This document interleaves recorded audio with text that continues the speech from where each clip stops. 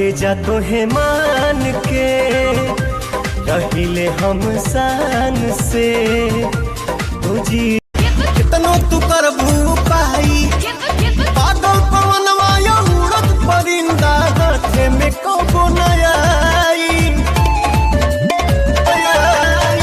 पैबा तू हमरा से खुशी कहवा से आइलू कहवा रे चली गइलू आज कहवा से आइलू कहवा रे चली गइलू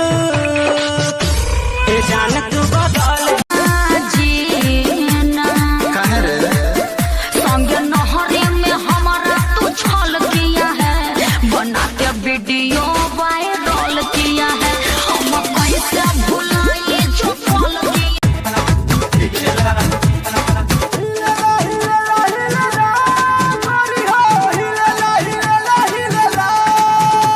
कमर हिलेला हो कमर हिलेला ओ नंबर दे लाला नंबर दे दाना कमर धरे दो ऐसे खेदाना तब घुमल क्रिया गलत होगा छेड़ मुझे है अरे और सुनिएगा दिमाग फेल हो जाएगा अरे बताइए ना भौजी और क्या चल रहा है चैत में अदौरे चल रहा है थर सबसे भूसा निकल रहा है चैत में अदौरे तनी हमारा के लइका तू बुझा तड़कत बा भीतरी जवानी ठंडाई दे हम तोरे गरमी भर दे हम हौदा में पानी खेले खाए के उमिरिया तो हर अरे और सुनिएगा दिमाग फेल हो जाएगा अरे बताइए ना भौजी और क्या चल रहा है चैत में अदौरे चल रहा है थर सबसे भूसा निकल रहा है चैत में अदौरे चलिए दरोगा जी बुला रहे हैं।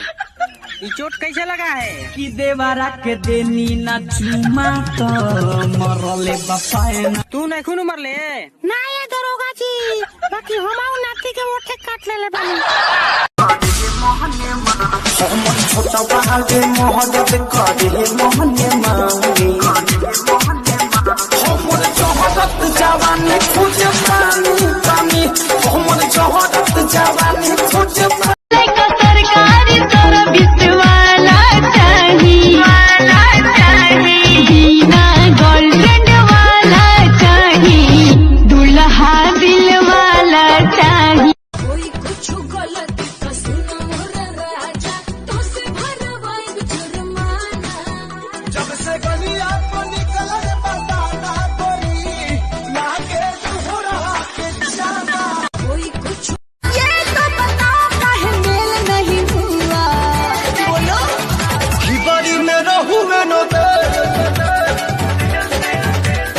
ढिबारी में रहूं न दे यही से रात खेल नहीं हूँ डीजे मदन पूरे गोपालगंज।